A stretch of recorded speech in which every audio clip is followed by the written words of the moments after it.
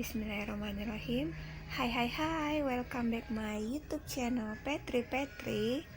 Kali ini Bu Petri hadir untuk membahas mengenai program sekolah penggerak jenjang pendidikan SMA.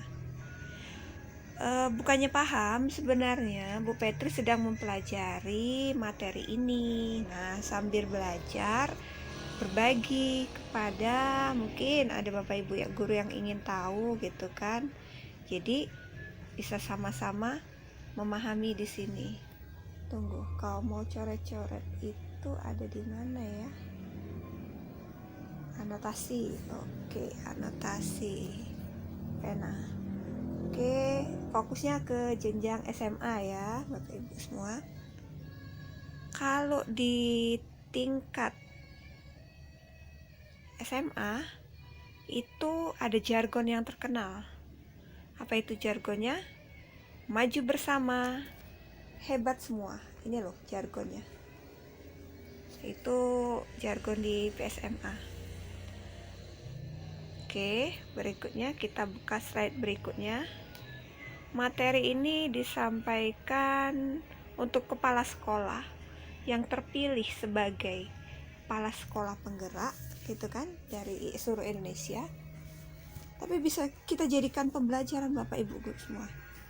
Oke, apa sih yang melatar belakanginya sampai timbul sekolah penggerak ini? Yuk kita lihat. Ini versi gaya Bu Petri ya mempelajarinya. Di sini dia menyajikan data terhadap literasi, membaca itu literasi, matematika itu numerasi, dan sains gitu kan.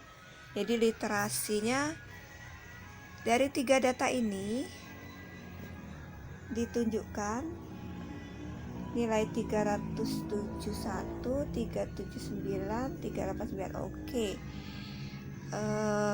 Kemudian sedangkan yang di sini ada kesenjangan dalam pembangunan. Begini Bu Petri memaknai dari slide ini Bapak Ibu.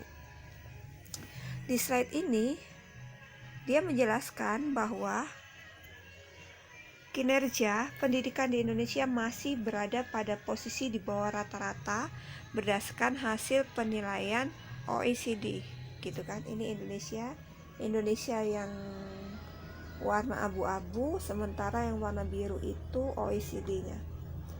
Nah, sedangkan Bu Petri memahami dari IPM ini, yang warna merah ini IPM Indonesia, sementara yang warna abu-abu itu IPM pada tahun 2018. IPM itu apa? Indeks Pembangunan Manusia. Di sini terjadi kesenjangan indeks pembangunan manusia di Indonesia, sehingga menjadi latar belakang.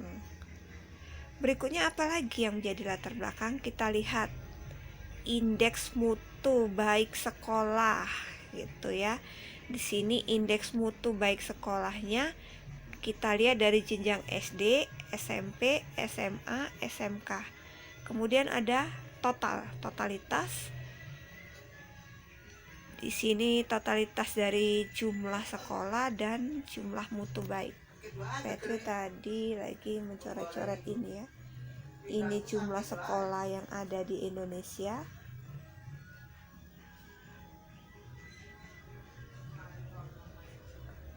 Ini jumlah sekolahnya ada 215.869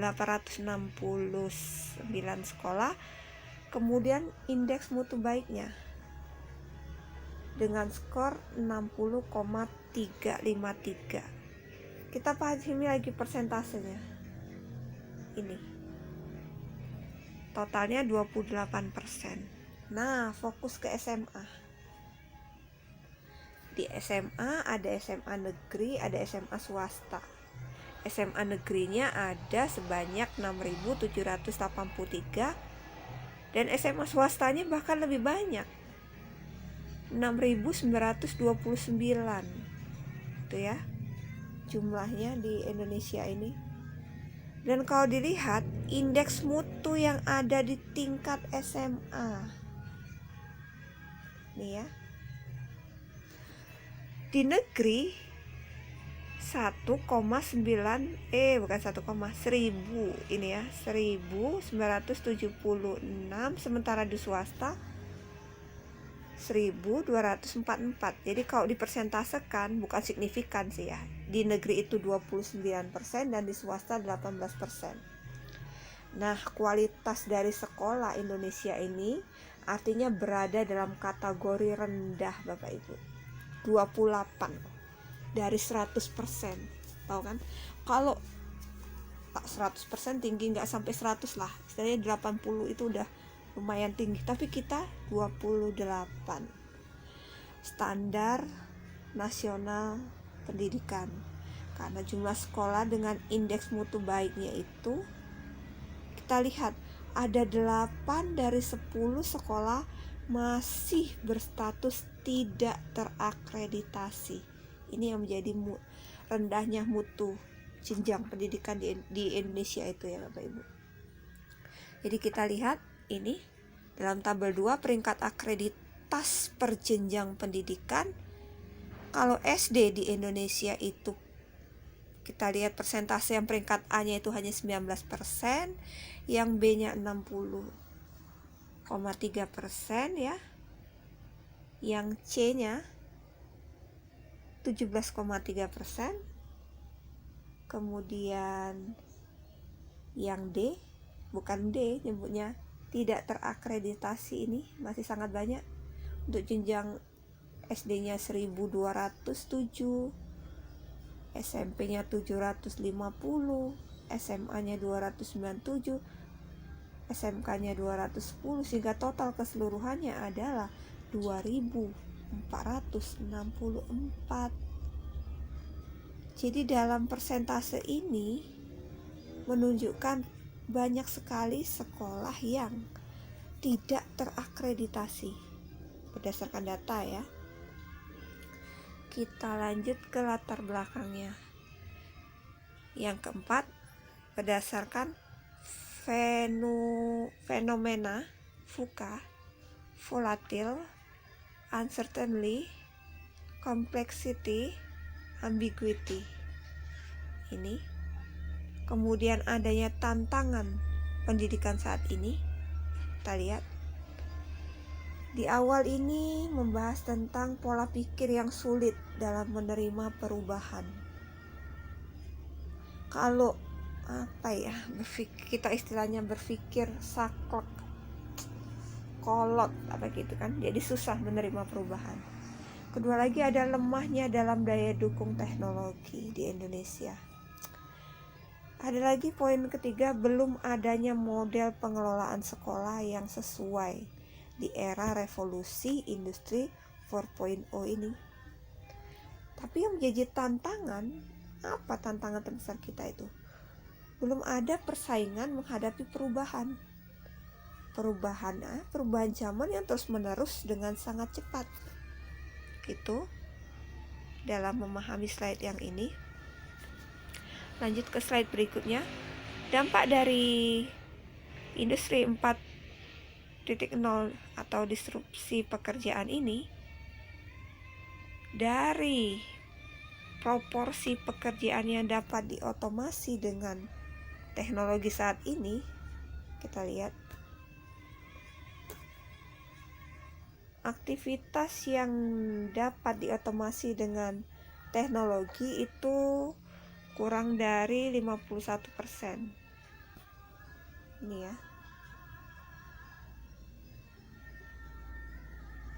Dalam status pekerjaan sopir, bus, asisten, perawat, pengembang web. Itu yang orange ini. Saya memahaminya. Kemudian karena yang buat slide bukan Bu Petri ya, pembicara ya, narasumber, tapi Bu Petri coba memahami dari slide PPT ini ya, membaca. Kemudian profesi perancang busana eksekutif perusahaan ini untuk diagram ini. Psikiater legislator ada di kelompok yang biru ini. Nah, Ini contoh-contoh pekerjaannya. Dengan teknologi yang ada saat ini, artinya terdapat 9% pekerjaan yang 90% sampai 100% aktivitasnya dapat diotomasi. Buruh bisa digantikan, buruh perakit dan pekerja mesin. Selain itu masih terdapat 42% pekerjaan yang lebih dari 50% aktivitasnya dapat diotomasi. Karena sekarang sistem pekerjaan itu kok bisa efektif dan efisien, buat apa ribet ya, jadi bisa otomasi kerja. Nah, poin pentingnya, pekerjaan yang membutuhkan kemampuan bernalar dan interpersonal seperti psikiater dan legislator merupakan di antara jenis pekerjaan yang tidak banyak terdapat otomasi. Benar-benar harus berpikir, menganalisa, memutuskan. Itu kan gak bisa kita menggantikan dengan mesin, gitu kan. Kayak seperti kalau menilai yang langsung itu bisa dengan sistem, tapi kalau menilai dengan sistem analisa butuh berpikir tingkat tinggi, tidak bisa dilakukan oleh mesin otomasi. Berikutnya, dampak dari industri 4.0 itu bisa meningkatkan kebutuhan dunia kerja terhadap keterampilan tingkat tinggi. Dia nyebutnya aras tinggi, Bapak, ini bahasanya.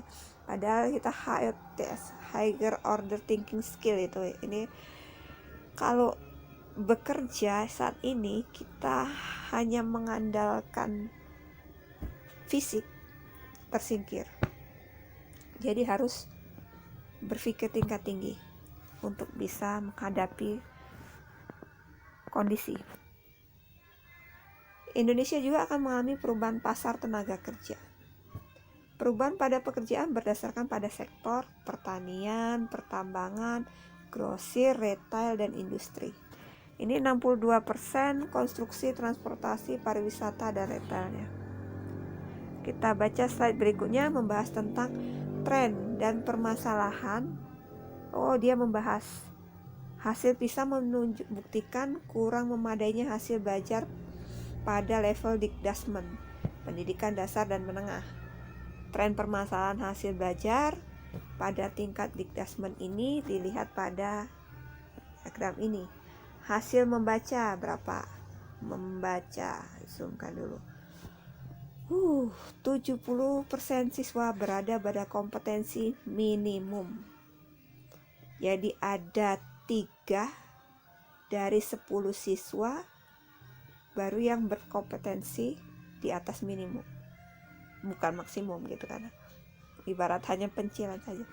Kemudian kita lihat kemampuan matematikanya, tidak signifikan juga. 70% siswa berada di bawah kompetensi minimum. Karena Bu Petri guru kimia lagi cari data sains, 60% siswa berada di bawah kompetensi minimum. Masih lebih tinggi ya. Walaupun pada tahun 2018 Indonesia berada di peringkat 70 dari 78 negara yang dihitung dari skor PISA. Ini data dari tahun ke tahun ya. Tahun 95, 2000, 2005 gitu kan, 2015, 2020. Jadi istilahnya kalau dibuat grafik seperti ini. Ini Bu Petri coba memahami kalau sekolah penggerak itu selalu dihubungkan dengan sekolah anti perundungan, anti bully.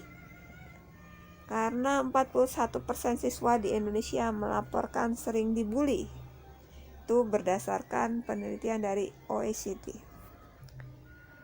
Pola pikir untuk berkembang dari siswa, hanya 29% siswa saja di Indonesia setuju bahwa kepandaian ada sesuatu yang bisa berubah. Siswa dengan pola pikir berkembang memiliki skor 32 poin lebih tinggi dalam membaca, mengekspresikan ketakutan terhadap kegagalan yang lebih rendah, lebih termotivasi, berambisi, dan menjadikan pendidikan sebagai hal penting. Iya, benar itu, pola pikir akan mempengaruhi hasil dalam belajar. Berikutnya dibahas tentang ketimpangan dalam kualitas antar daerah.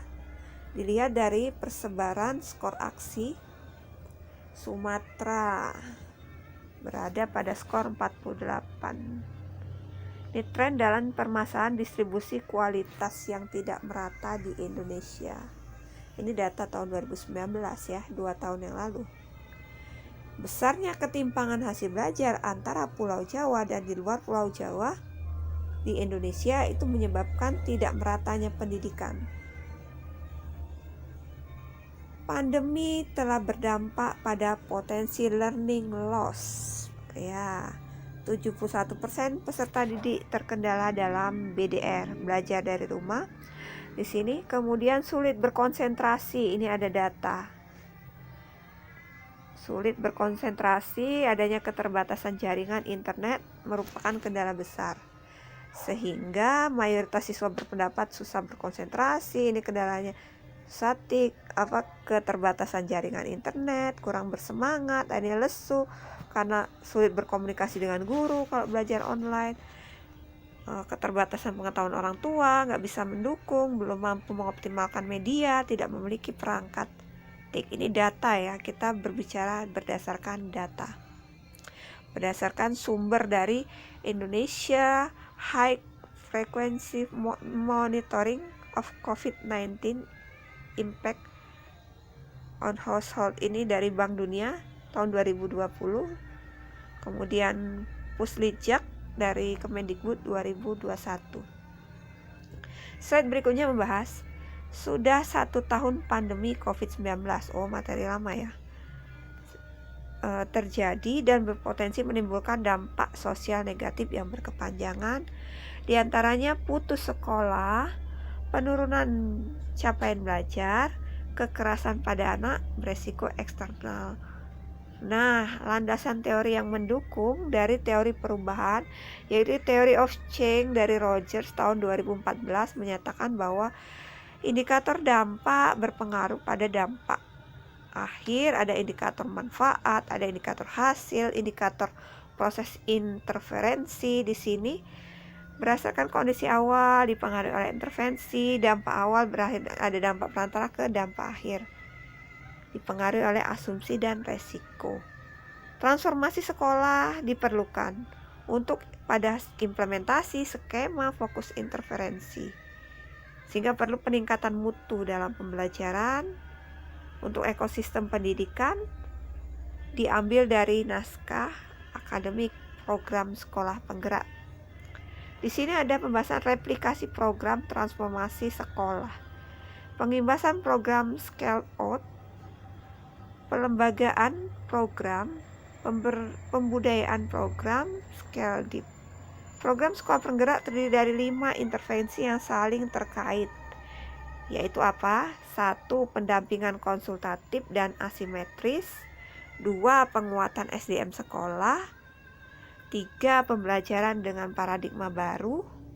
Kemudian yang keempat, perencanaan berbasis data. Dan yang kelima itu digitalisasi sekolah. Nah, ini yang melandasi latar belakang dari sekolah penggerak. Perubahan tingkat nasional tujuannya meningkatkan kualitas dan pemerataan hasil belajar. Kedua, dampaknya terhadap jumlah SP melalui kegiatan pengimbasan. SP itu singkatan dari sekolah penggerak ya. Inputnya di tingkat nasional bagaimana, kemudian ada arahnya itu, sebenarnya arahnya itu dari output tingkat nasional di tahun 2021 menjadi dasar untuk ke arah 2022, 2023 dan 2024 untuk regulasi di tingkat nasional. Arahnya tujuannya yang meningkatkan kualitas pembelajaran. Perubahan tingkat di daerah itu terkait mitigasi resiko dari mengubah dampak awal setelah intervensi terhadap sosialisasi program sekolah penggerak ini. Ini sudah dibahas sih, beberapa narasumber sudah banyak membahas terkait perubahan tingkat sekolah, mulai dari hasil belajar, lingkungan belajar, pembelajaran hingga refleksi diri. Ini target yang ingin dicapai dari program sekolah penggerak. Hingga kalau kita lihat hasil belajar itu arahnya di atas level yang diharapkan itu berpusat pada murid, aman, nyaman, inklusif, di atas level yang diharapkan. Jadi memang pembelajarannya itu kalau di sekolah penggerak itu 3 tujuan penting, yaitu ya murid gitu kan, fokus pada siswa gitu. Program sekolah penggerak itu dilakukan bertahap sampai seluruh sekolah di Indonesia menjadi sekolah penggerak. Jadi Bapak Ibu semua bertahap ya.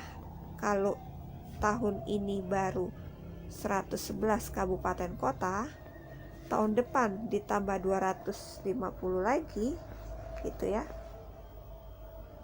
Sudah berapa tuh? 111 tambah 250, 361, tambah lagi 514 lagi, tambah lagi. Jadi diulang-ulang. Yang ada di 1 muncul lagi di 2, nanti muncul lagi di sini, muncul lagi di sini. Akhirnya seluruh kabupaten kota di seluruh Indonesia melaksanakan program sekolah penggerak. Jadi sekolah penggerak ya. Manfaatnya untuk pemerintah daerah ya itu meningkatkan kompetensi SDM sekolahnya, bisa mempercepat peningkatan mutu pendidikan. Profil umum untuk sekolah penggerak ini bisa dipahami pembatalan 1 SMA penggerak. Di sini ada banyak sekali yang dari 2.500 sekolah penggerak angkatan 1 ada yang membatalkan dan dipanggil kembali. Tetap harus menjalankan program sekolah penggerak ini. Ini lini masa pelatihannya sampai ke Agustus 2022, setahun ya. Jadi kerja pelatih ahli itu selama 1 tahun ini sampai September 2022.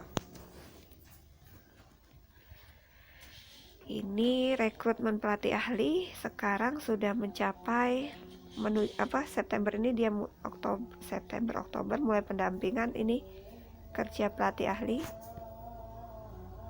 ini berakhir di 2022. PSP itu kegiatannya ini dipantau terus selama 3 tahun. Ini masanya.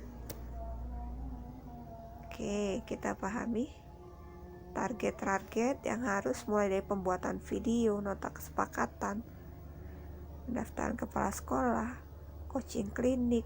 Ini ada di website juga, website sekolah penggerak https://sekolah_2